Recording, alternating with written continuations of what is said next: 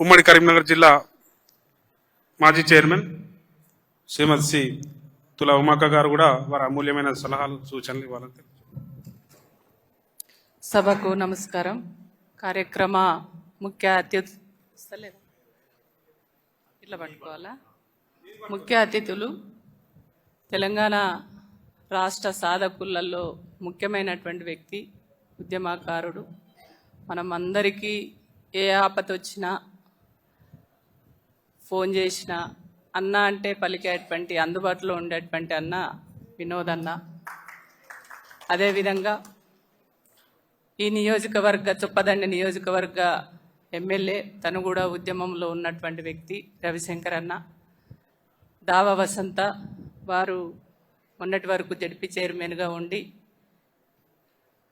తనకంటూ ఒక ప్రత్యేకత తీసుకొచ్చుకున్నటువంటి వ్యక్తి దావ వసంత గారు.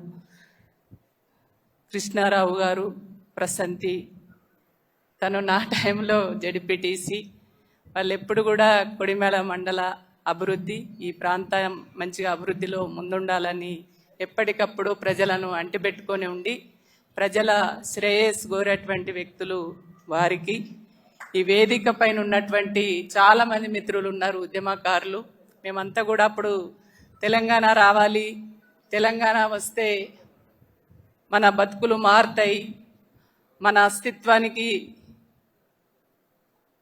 అస్తిత్వాన్ని మనం కాపాడుకోవాలంటే తెలంగాణ రావాలని చెప్పేసి ఆనాడు జరిగినటువంటి ఆ పోరాటంలో జెండాలు పట్టుకొని తిరిగినటువంటి మిత్రులు చాలా ఉన్నారు. వాళ్ళందరికీ కూడా ప్రతి ఒక్కరు వేదిక పైన ఉన్న వాళ్ళకి, వేదిక ముందున్నటువంటి తెలంగాణ ఉద్యమ సైనికులందరికీ, ప్రెస్ మిత్రులు, వారు కూడా తెలంగాణ ఉద్యమంలో తెలంగాణ రావాలని ఎప్పటికప్పుడు రాత్రి పగలు అనేది ఎప్పుడు కూడా వాళ్ళకు డే నైట్ తెలియకుండా ఆ వార్తల్ని కవర్ చేయడం కోసం అనేక రకాల కష్టపడ్డటువంటి ప్రెస్ మిత్రులందరికీ నిజంగా ఈరోజు రమణారెడ్డి గారు మంచి నిర్ణయం తీసుకున్నారు.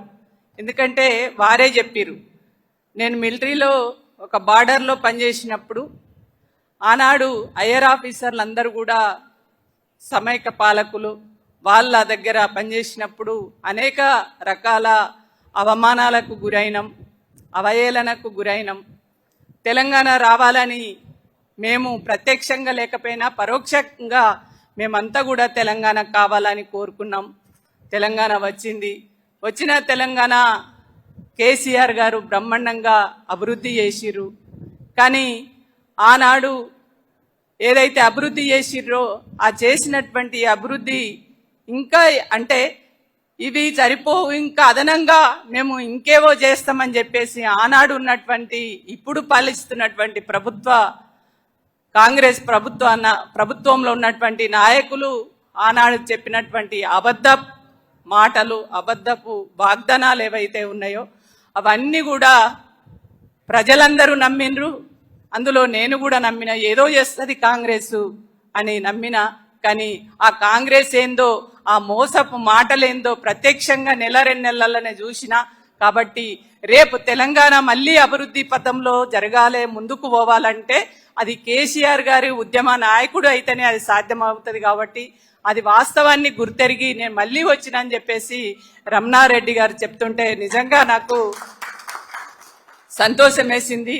రమణారెడ్డి గారికి, పరశురామ్ గారికి, వారి బృందానికి అందరికి కూడా స్వాగతం పలుకుతూ, ఇంకా రాబో అంటే నిజంగానే మా మిత్రులు చెప్పినట్టుగా తెలంగాణలో చాలామంది అందరూ కూడా అంటే తెలంగాణ ఆనాడు 60 ఏళ్ల పాలనలో కాంగ్రెస్ పాలన చూసిరు, ఏ రకంగా అభివృద్ధి చేసిండ్రు, వాళ్ళు ఎంత తెలంగాణ ప్రజల్ని అణిచివేసిరు అనేది అప్పుడు చూసిరు.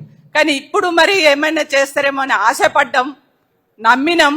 కానీ మళ్ళా మోసపోయినాం. తెలిసి ఓటు వేసి మేము కయ్యలబడ్డాం అనేటువంటి ఒక భావనతోటి ఇవాళ తెలంగాణలో ఉన్నటువంటి మా అక్క చెల్లెళ్ళు వాళ్ళు చెప్తా ఉంటే నిజంగా వాళ్ళు అంటున్నారు, అరే పార్టీ పెట్టిందే తెలంగాణ కోసం, తెలంగాణ కోసం పుట్టినటువంటి పార్టీ టీఆర్ఎస్ పార్టీ. కాబట్టి టీఆర్ఎస్కి తెలంగాణకి ఏం బంధం ఉంది? పేగు బంధం ఉంది. ఏం బంధం? పేగుబంధం. అంటే పార్టీ పుట్టిందే తెలంగాణ. మరి ఈ తెలంగాణ మీద ఎవరికి ప్రేమ ఉంటది? తెలంగాణ కోసం కొట్లాడి, తెలంగాణ కోసం పార్టీ పెట్టి, తెలంగాణలో ఏం అవసరాలు ఉన్నాయి, తెలంగాణ ప్రజల మనోభావాలు ఎట్లా ఉన్నాయి, వాళ్ళ ఆ మనోభావాలకు తగినట్టు తెలంగాణలో ఉన్నటువంటి వనరులేంటి, వాటిని ఎట్లా అభివృద్ధి చేసుకోవాలనేది అది సాధకులకే తెలుస్తుంది, కానీ వేరే వాళ్ళకు తెలియదు. మరి ఇప్పుడు ఉన్నటువంటి ఈ నాకైతే ఆయన పేరు ఆయననే మర్చిపోయిండు. ఆయన పేరు నేను గుర్తు చేయడం నాకు ఇష్టం లేదు. కాబట్టి ఇప్పుడు పాలించేటైనా ఆనాడు తెలంగాణ వద్దన్నాడు. తెలంగాణ వద్దనుడే కాదు, తెలంగాణ కోసం కొట్లాడేటువంటి తెలంగాణ ఉద్యమకారుల పైన తుపాకీ గురిపెట్టి నాకు అడ్డొస్తే కాల్ చేస్తానటువంటి పద్ధతిలో వచ్చినటువంటి వ్యక్తికి తెలంగాణ పట్ల ప్రేమ ఉంటుందా? అందుకనే ఇవాళ తెలంగాణ ప్రజలు అది గుర్తెరిగిర్రు. కాబట్టి మనమందరం కూడా ఇక్కడ ఉన్నటువంటి తెలంగాణ రాష్ట్ర సాధనలో సైనికులుగా పనిచేసినటువంటి మిత్రులే మనమందరం కూడా ఉన్నాము. ఖచ్చితంగా రేపు రాబో రోజులలో ఇవాళ ఇక్కడ ఈ రాష్ట్రంలో పరిపాలన చేస్తున్నటువంటి కాంగ్రెస్ ప్రభుత్వం భయపడుతుంది. ఎలక్షన్ తీసుకురావాలంటే వాళ్ళ సర్పంచ్ల పదవులు అయిపోయి చాలా రోజులైంది. అవి మళ్ళీ పెట్టాలంటే భయపడుతున్నారు. కాబట్టి మళ్ళీ భయపడుతున్నారు.